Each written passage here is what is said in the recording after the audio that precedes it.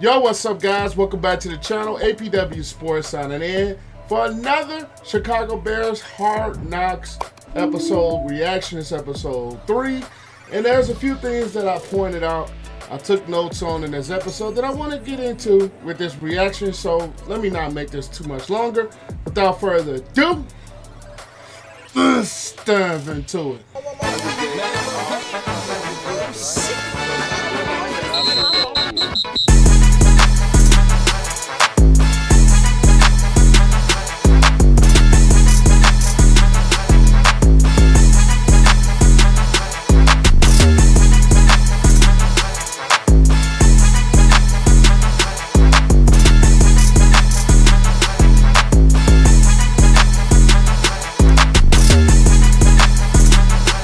Now, they started out this episode with a bit of Caleb Williams hype from the Buffalo Bills game, and rightfully so, as he was sitting down with Coach Eberflus, and they were kind of going over some things on film, and got right back to it. And they did show a little clip of him interviewing on the podcast.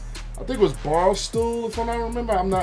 I ain't gonna lie to you guys, I really don't watch a ton of football podcasts. Maybe I need to start.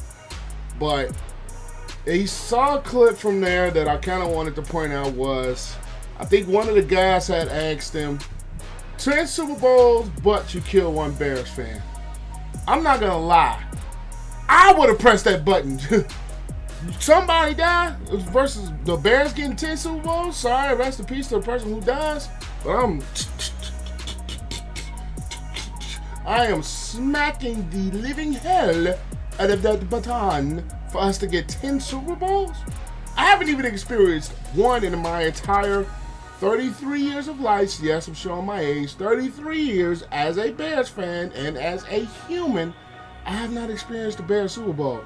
Hell, I'd press that button for 1, for Christ's sake. But for 10? I'm smacking the hell out of that button. And another appearance by, I didn't realize, just like in the first episode, I didn't realize Matt Eberflus played with Nick Saban, or under Nick Saban. I forgot.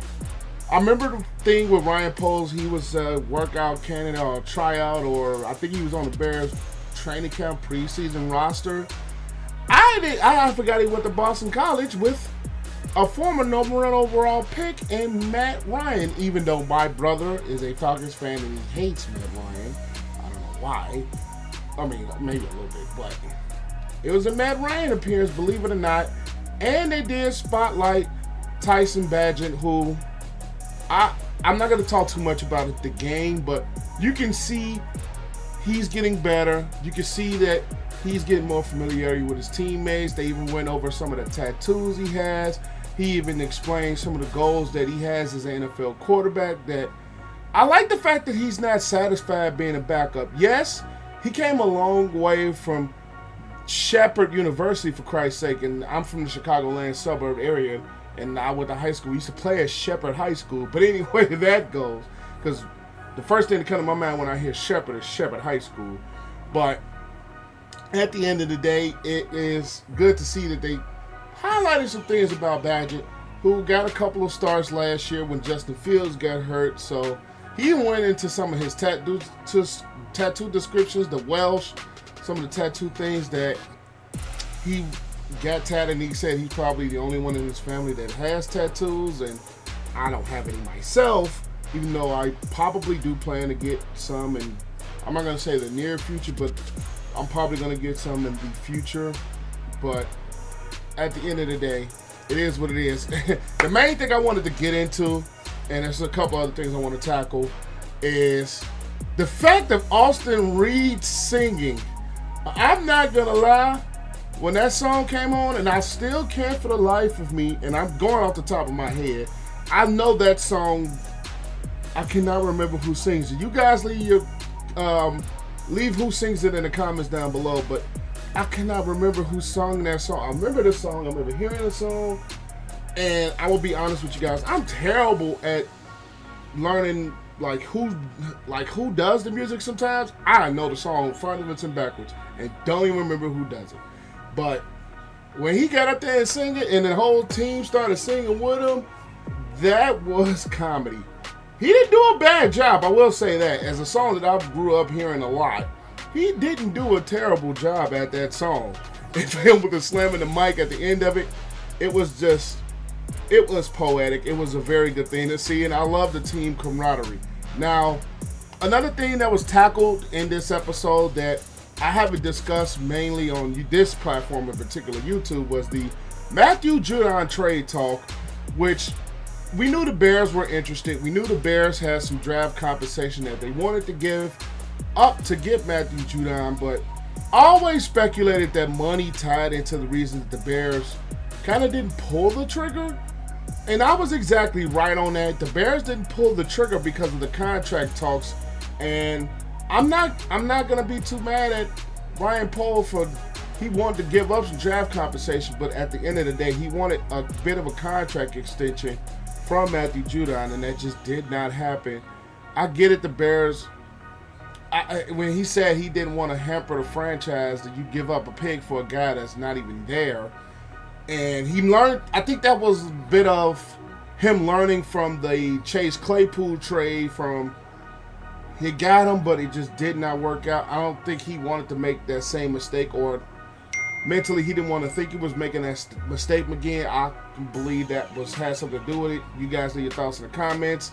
Velas Jones with the whole ferret story. Rest in peace to the ferret. I didn't remember the name. I should have wrote it down and took it in my notes, but I didn't remember it. Eberflus with the nicknames. I can relate to Eberflus.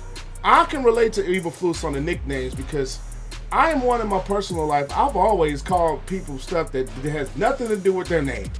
I just make up some sort of nickname for certain people, and or a circumstance or things that happen, and I just call people nicknames. So I'm kind of like Eberflus when it comes out to giving out nicknames. So it is what it is with there. Torrey Taylor, and they were talking about him and the things he did at Iowa. And it was kind of funny that he got a little bit lost on the way to the stadium, driving from Australia to the States. And he spent 4 years here. Him and Kyra Santos was having a little back and forth about him driving around in the city. And downtown sucks, so I'll just say that. Downtown Chicago sucks. It's too many one-ways. But either way it goes, the Bengals joint practice, and he only had one rule. Don't fight. And we've seen instances where teams have joint practices where they're fighting a lot. And I'm glad Eberflus kind of made that rule as to not fight in this practice. The Bears got better. It did rain a ton. And I remember it rained a ton last week. Quite a bit. I think it was maybe Thursday or Friday, if I'm not mistaken. It rained a ton. So we have that. And the new stadium discussions, I will actually leave a card in this video that I actually did a video about that. They were talking about some of the things that they could put in the stadium. We know that was a couple of months ago where they released the renderings of the stadium. So I will just leave that video in the cards above on me going into my thoughts about the whole stadium rendering and how will that go. I do, as a Bears fan, want a new stadium. As much as Soldier Field is a bit nostalgic, it's time for an upgrade. But either way it goes, you have the Simone Biles appearance where she wore that damn Packers jacket now. And granted, it was her husband on the jacket. I will give her that, but you cannot, I guess she might have learned a lesson. Do not wear nothing Packers or Soldier Field. Us Bear fans are going to get on you, especially when we're not playing the Packers. I was kind of confused by it. I mean, I'm kind of confused where she didn't wear anything Bears, but I'm probably on the nose. She doesn't know a lot about football, so I would give her that. I mean, she's the GOAT gymnast, so she already gets a pass in that book. And lesson learned, don't wear nothing Packers to Soldier Field. Don't do it! Don't do it, Queen. Don't do it. But shout out to her, one of the greatest women athletes of all time. The greatest gymnast of all time, men or women. She's the greatest gymnast, period, of all time. But her husband is, I like how her husband plays. I like how Jonathan Owens plays. I like how he plays football. I like how he tackles. But the Bears-Bengals game, I'm not going to get too much deeper into the actual game itself. I'll leave my reaction to that in the cards as well. And the fact that Caleb Williams said he has no nervousness, I mean, the way he plays, you can see it. You can see he's not fazed by much, and I do like that. And that was one of the questions I had about him was how would he react? And it was kind of led me to see like that was the issue with the communication. Is his helmet was kind of